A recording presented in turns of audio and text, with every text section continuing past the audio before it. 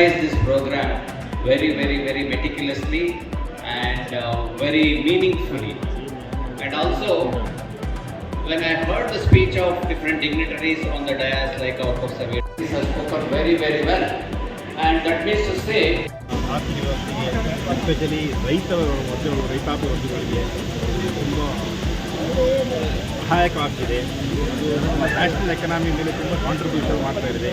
ಅದಕ್ಕೆಲ್ಲ ಒಂದು ವೇದಿಕೆ ಬೇಕು. ಆ ವೇದಿಕೆ ಕಾರ್ಯಕ್ರಮ ಸ್ವಲ್ಪ ಗೊತ್ತಾಗ್ತಾ ಇದೆ. ಜೊತೆಗೆ ಇಲ್ಲಿ ಬಂದಿರೋ ಒಂದು ನಮ್ಮ ಪ್ರೊಫೆಸರ್ಗಳಾಗಿ ಇಲ್ಲಿ ರಿಸರ್ಚ್ ಮಾಡೋಂಥ ಸೈಂಟಿಸ್ಟ್ಗಳಾಗಿ ಸ್ಟೂಡೆಂಟ್ಸು, ಕೆಲವರು ವೆಟನರಿ ಪ್ರೊಫೆಷನ್ ಮುಗಿಸ್ಕೊಂಡು ಎಂಟರ್ಪ್ರಿನರ್ಸ್ ಆಗಿ ಕೈಗಾರಿಕೆ ಇಂಡಸ್ಟ್ರೀಸ್ಗಳಾಗಿದ್ದಾರೆ. ಇದು ತುಂಬ ಒಳ್ಳೆಯ ಪ್ರೋಗ್ರಾಮು. ಇಂಥ ಪ್ರೋಗ್ರಾಮ್ ಮುಂದೆ ಇರ್ತಾ ಇರಬೇಕು ಸರ್. ಇನ್ನೊಂದು ವಿಚಾರ ಸರ್, ಭಾಳಷ್ಟು ವರ್ಷಕ್ಕೂ ಬೇರೆ ಥರ ಇತ್ತು. ಈಗ ಹೆಣ್ಮಕ್ಳು ಗಂಡ್ಮಕ್ಳು ಯಂಗ್ಸ್ಟರ್ಸ್ ಈ ಒಂದು ಕೋರ್ಸ್ ತೊಗೊಂಡು ಭಾಳ ಮುಂದೆ ಬಂದು ಸೇವೆ ಮಾಡ್ತಾ ಇದ್ದಾರೆ. ಈ ಒಂದು ಯೋಜನೆದಾಗ ಏನು ಹೇಳ್ತೀರಾ ಸರ್? ಹೆಣ್ಮಕ್ಳು ಸಹ ಈ ಗಂಡು ಮಕ್ಕಳಷ್ಟೇ ವೆಟನರಿ ಪ್ರೊಫೆಷನ್ಗೆ ಕಾಂಟ್ರಿಬ್ಯೂಷನ್ ಮಾಡ್ತಾ ಇದ್ದಾರೆ.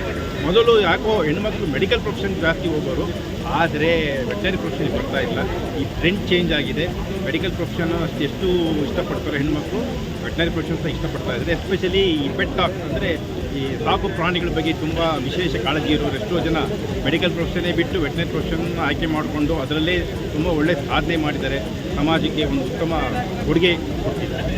ಸರ್, ಇನ್ನೊಂದೇ ಒಂದು ವಿಚಾರ ಸರ್, ಮನುಷ್ಯನಿಗೆ ಸೇವೆ ಮಾಡೋದು ಬೇರೆ. ನೀವು ಭಗವಂತನಿಗೆ ಸೇವೆ ಮಾಡಿದ್ರೆ ಮಾಡ್ತಾ ಇದ್ದೀರಾ, ಈ ದೇವರಿಗೆ ಸೇವೆ ಮಾಡ್ತಾ ಇದ್ದೀರಾ, ಅದ್ರ ಬಗ್ಗೆ ತಾವೇನು ಹೇಳ್ತೀರಾ ಸರ್? ಖಂಡಿತ. ಯಾಕೆಂದರೆ ಮೂಕ ಪ್ರಾಣಿ ಅದಕ್ಕೆ ನನಗೆ ಎಲ್ಲಿ ನೋವು, ನನಗೆ ಏನು ತೊಂದರೆ ಆಗ್ತಿದೆ ಅಂತ ಹೇಳೋಕ್ಕಾಗೋದಿಲ್ಲ.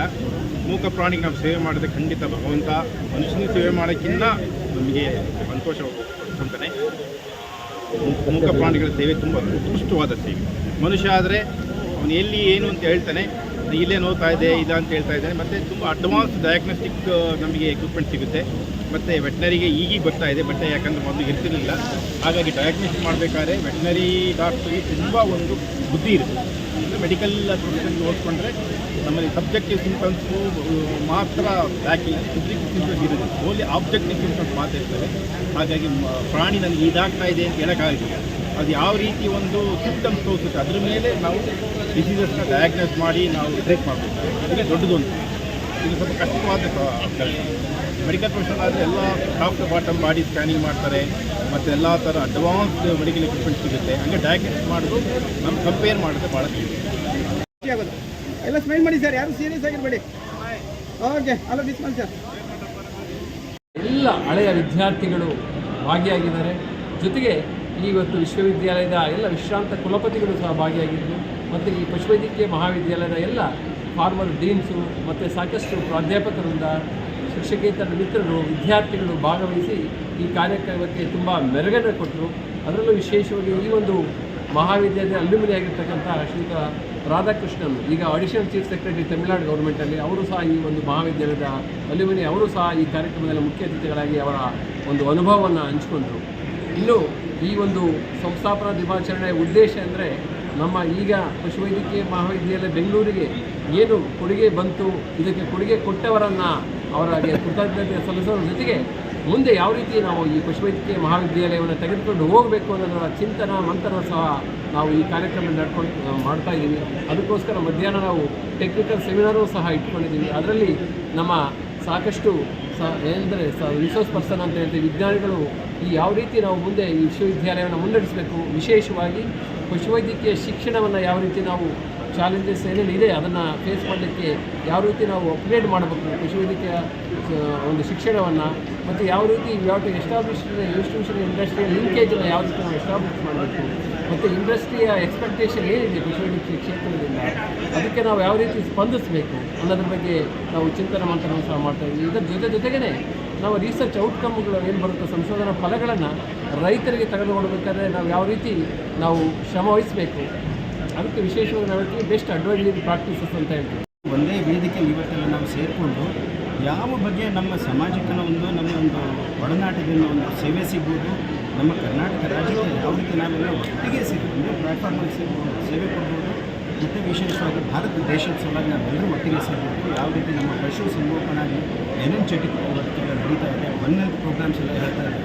ಪ್ರಾಣಿ ಇರ್ಬೋದು, ಮನುಷ್ಯರು ಇರ್ಬೋದು, ಎನ್ವಿರಾನ್ಮೆಂಟಲ್ ಸೈನ್ಸ್ ಇರ್ಬೋದು, ಎಲ್ಲರೂ ಒಟ್ಟಿಗೆ ಸೇರಿ ಯಾವ ರೀತಿ ನಮ್ಮ ಒಂದು ಸೇವೆಯನ್ನು ಒಂದು ದೇಶಕ್ಕೆ ಕೊಡಬೇಕು, ರಾಜ್ಯಕ್ಕೆ ಕೊಡಬೇಕು ಮತ್ತು ನಮ್ಮ ಸಮಾಜಕ್ಕೆ ಕೊಡಬೇಕು, ಅದು ಒಂದು ನಮ್ಮ ಮುಖ್ಯವಾದಂಥ ಉದ್ದೇಶ. ಅದರ ಒಂದು ಸಕ್ಸಸ್ಸನ್ನು ಕಂಡೇ ಕಾಣ್ತೀವಿ ಅನ್ನೋ ಆತ್ಮವಿಶ್ವಾಸ ಇದೆ.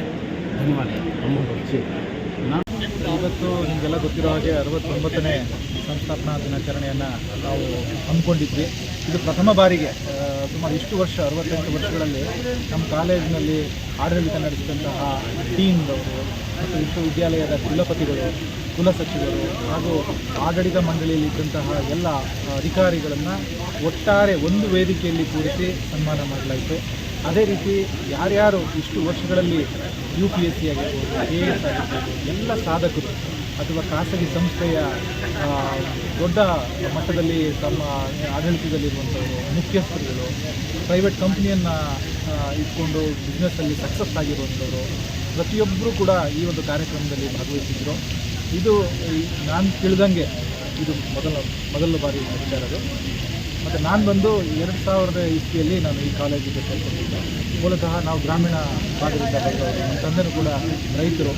ಸೊ ಅಲ್ಲಿ ಈ ಕಾಲೇಜು ನನ್ನಂಥ ಸಾವಿರಾರು ಜನಗಳಿಗೆ, ಅಂದರೆ ಹಳ್ಳಿಯಿಂದ ಬಂದವರಿಗೆ, ತುಂಬ ಸರ್ಕಾರಿ ಶಾಲೆಯಲ್ಲಿ ಓದಿದವರಿಗೆ ಒಂದು ಜೀವನನ ರೂಪಿಸ್ಕೊಟ್ಟಿದೆ.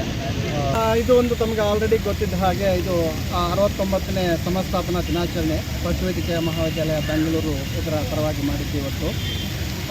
ಇದರ ಕಾರ್ಯಕ್ರಮ ಹೇಳಬೇಕಂದ್ರೆ ನಾವು ಸುಮಾರು ಒಂದು ತಿಂಗಳಿಂದ ಪ್ರಯತ್ನ ನಡೆಯಿತು. ಸೊ ಕೆಲವೊಂದು ವರ್ಷಗಳಿಂದ ಇದನ್ನು ಮರೆತಿದ್ವಿ. ಸೊ ಮತ್ತೆ ಒಂದು ಮರುಜೀವ ಕೊಡೋಣ ಅಂತ ಹೇಳ್ಬಿಟ್ಟು ಒಂದು ಪ್ರಯತ್ನದಿಂದ ಇದನ್ನು ಮಾಡಿ ನಮ್ಮ ಸೀನಿಯರ್ಸ್ಗಳು ಅನೇಕರು ಸೀನಿಯರ್ಸ್ ಮುಖ್ಯವಾಗಿ ಅಲ್ಯುಮಿನಿಯವರನ್ನಾಗಿ ತರಬೇಕು. ಅವರಿಗೆಲ್ಲ ಕಾಲೇಜ್ ಬಗ್ಗೆ ಅವ್ರು ಮತ್ತೆ ಚಿರುಪರಿಚಯ ಮಾಡಿಕೊಡ್ಬೇಕು ಮತ್ತು ಕಾಲೇಜಿನ ರೀಸೋನೇಟ್ ಮಾಡಬೇಕು ಅಂತ ಇದ್ರ ಜೊತೆ ಕಾರ್ಯಕ್ರಮ ಮಾಡಿದ್ವಿ.